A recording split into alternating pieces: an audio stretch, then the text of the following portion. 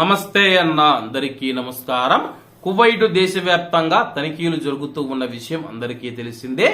ఇందులో భాగంగా కువైట్ మాదక ద్రవ్యాల నియంత్రణ విభాగం 60 కిలోల మాదక ద్రవ్యాలు కలిగి ఉన్న ఒక ఈజిప్టియన్ జాతీయుడిని అరెస్టు చేశామని చెప్పి అధికారులు తెలియజేశారు. సమాచారం అందుకున్న వెంటనే సంఘటనా స్థలానికి చేరుకుని అతన్ని రెడ్ హ్యాండెడ్ గా అరెస్టు చేసినట్లు అధికారులు తెలియజేశారు.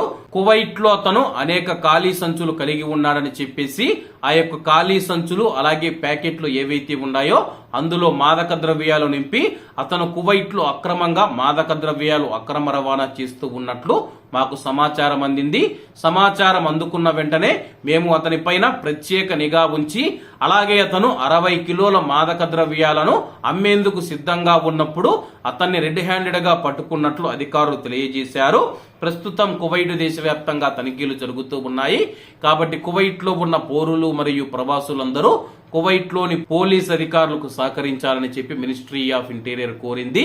మీ చుట్టుపక్కల ఏవైనా సరే అనుమానాస్పద కార్యకలాపాలు జరుగుతూ ఉన్నట్లు మీరు గుర్తించినట్లయితే 112-112-112 కు ఫోన్ చేసి సమాచారం అందించాలని చెప్పేసి అలాగే మీ యొక్క వివరాలు గోప్యంగా ఉంచబడతాయని చెప్పేసి అధికారులు తెలియజేశారు.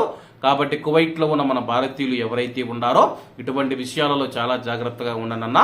ఎందుకంటే మన యొక్క చుట్టుపక్కలే మనకు తెలియకుండానే మాదక ద్రవ్యాలు మరియు మద్యం అక్రమ రవాణా చేసేవారు ఉంటారు. కాబట్టి అందరూ జాగ్రత్తగా ఉండాలని కోరుకుంటూ అందరూ బాగుండాలి, ఎందులో మనం ఉండాలి. అందరికీ నమస్తే అన్న, జై హింద్.